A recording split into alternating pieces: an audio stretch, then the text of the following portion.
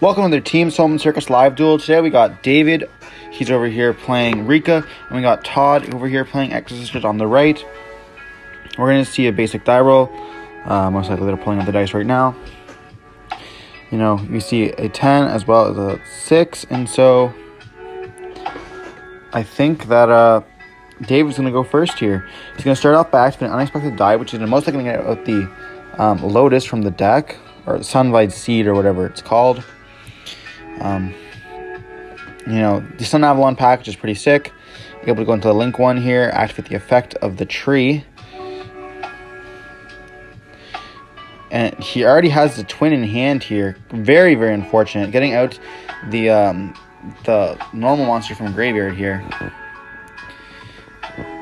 Then able to link into the link 2 here. That's Jaslyn, actually. He chooses to not go with the Sunavalon ones. Go with Jaslyn. Activating the effect here. Summoning out the Rikka Petal.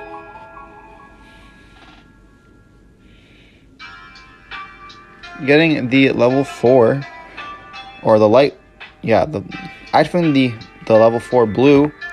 To get the Con. And we do see that Petal is already in his hand. Our Princess is already in his hand as well. He's going to set here the spell card. Tribute to add 2. You can add the level 4 as well as the Princess. You know, that's part of the combo. Xyz into Strenna here. Now, she's an amazing monster. Activating the effect, discarding the Princess. Adding back the twin. Using the effect to tribute the link monster, summon itself in a plant, summon the twin as well as Rikka is going to be able to overlay in the graveyard to go for the Hyperion King or whatever. The monster negate.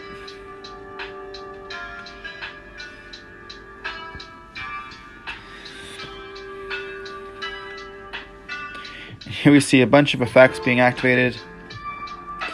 Going to equip the link as material underneath the Hyperion. Here we're going to overlay both of those because they're using the effect to make it a level 8. So everything on the field becomes level 8. And then you're going to be able to overlay for the Rikka Queen. I guess they don't make it level 8. They make it the level that it is. So if it was level 2 and activate that effect, everything will become level 2. If it's under a Predaplant Link Predaplant Fusion monster, everything is treated as level 1. It would actually turn everything into a level 1. It's kind of just cool interaction that you gotta know. It definitely stops like their deck completely. If you're playing against like tier elements, they can just when you activate that effect, they activate the Direct Stapelia to target it to make it level 1. It's very, very good. And you're just gonna see a single pass. Todd here is just looking at his choices.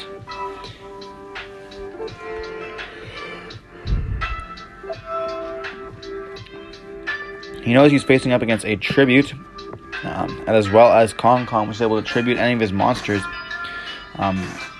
for a Rikka effect. Simply going to just set 3 here.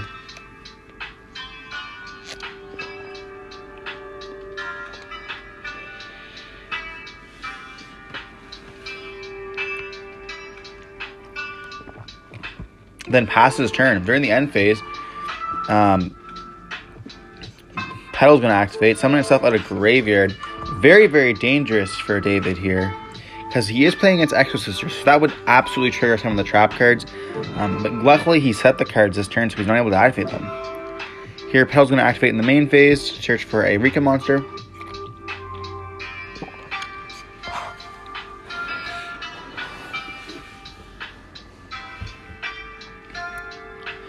And I wonder if he's going to be able to OTK or not. You know, possibly very worried with the back row. It'd be pretty nice if the Rikka monsters could end up getting some way to tribute spells and traps. Is that Sunvine Sowing being set here?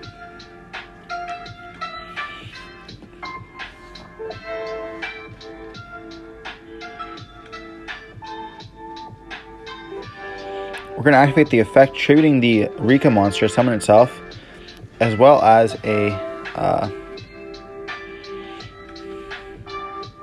as well as search for a trap card. Rikka Sheet. This card's very, very good. It just tributes one of your plant monsters to tribute one of your opponent's monsters. So here he's able to activate Con with the Sheet. Just tribute 2 of your monsters. It's kind of crazy.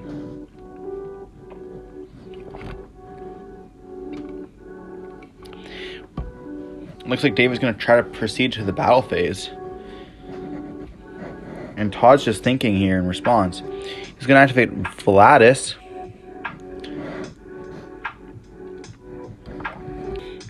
Most likely going to be Martha as well as Elise here. Trying to get like, the best. Martha's definitely your best monster. But we see a Sophia as well as the I forgot the other name of the other one. The one that matches it. I know they go into their respectful forms.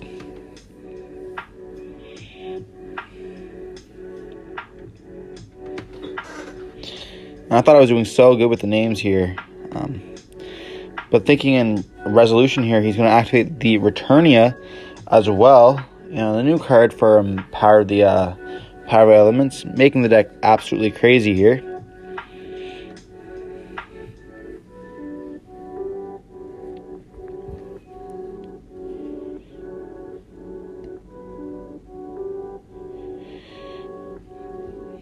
Here, David looks like he's going to let that resolve.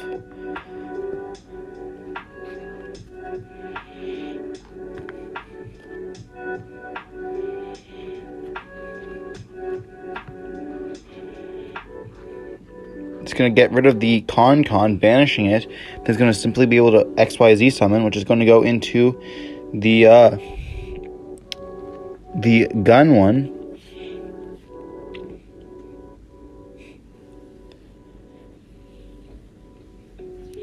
Here we're going to see the Queen Rikka being activated here. It's going to be able to... Todd's going to change his effect. And then we're going to see that...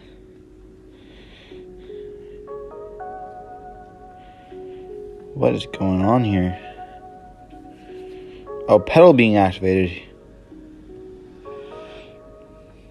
And we see that Imperm is going to be targeting the Queen.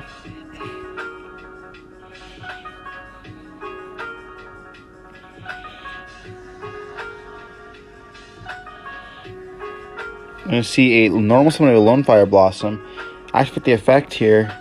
Going for the level 40 once again. And then we're going to see Princess being activated in hand. Overlay most likely for Strenna. Yep. And we're going to see the activated effect. Oh no, David. You're targeting a monster and moving into your hand.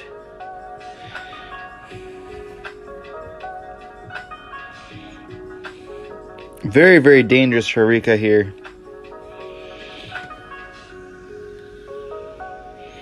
But they do have a really big board, so maybe they're not so worried. Let's see a pass turn over here.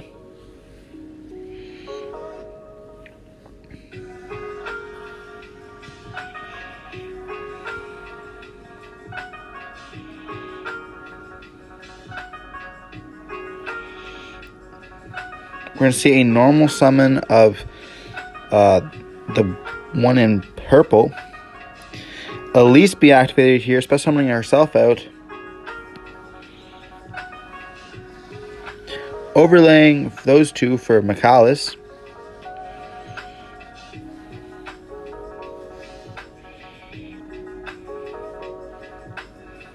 Or I should say sword. And looks like we're debating what affect we're activating here.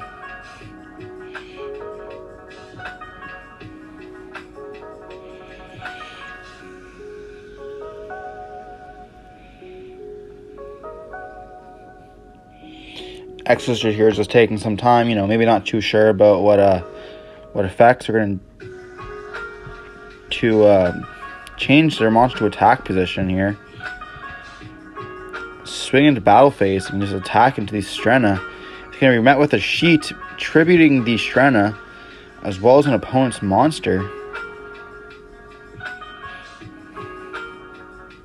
And just thinking on the target, I guess. Gonna chain the effect, and it's gonna be chained with the Hyperion, tributing the Mikalis. And then Strand effect's gonna activate here, overlaying once again into a Queen. The Gun Girl's going to attack here, activate the effect, tributing the monster, and that's going to be game. So game 1 goes to Rikka here. Definitely interesting. It did seem like they had the advantage. They were able to make a board, and tributing the XYZ monster seems kind of crazy. But they do have to be very, very careful due to the fact that Petal activates in graveyard. With his opponent setting a trap card, and good thing he didn't have to flip it and activate the effect. That would have been really, really bad. As well as a lot of his monsters, add back from the graveyard, or like Strenna, summons itself out and then uses itself as a material to go into the XYZ that's bigger than it. Playing with fire here. But David's a very good player. He's able to. He's been playing Rikka for a very, very long time. So, I'm very confident that he knows what he's doing.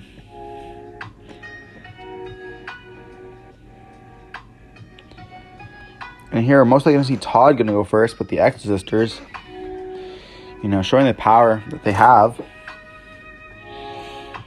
If he drew a monster, which we do see, I believe we do see a monster here. He's going to normal, or we know he has one. We see a shifter. He's going to normal summon Stella here, set 1 and then pass. Maybe trying to wait for the shifter. We see a Cyclone being paid in the standby phase, banishing the Call by the Grave here. You're going to see a Unexpected Die being activated, summoning out that level 1 normal monster.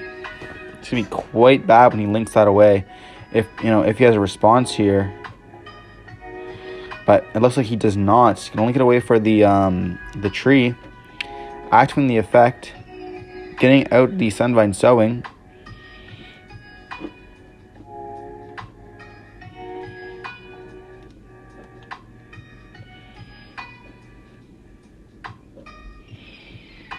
Activating the effect, tributing for cost, or to summon itself out, as well as a level 4, or getting out a spell or trap. It's going to add sheet here.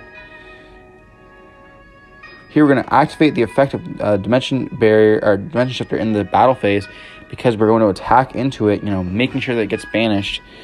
Con's going to be played here. Huge in main phase 2, activating the effect, getting the spell. David's playing very, very conservatory, showing what the cards are, because he knows what they are.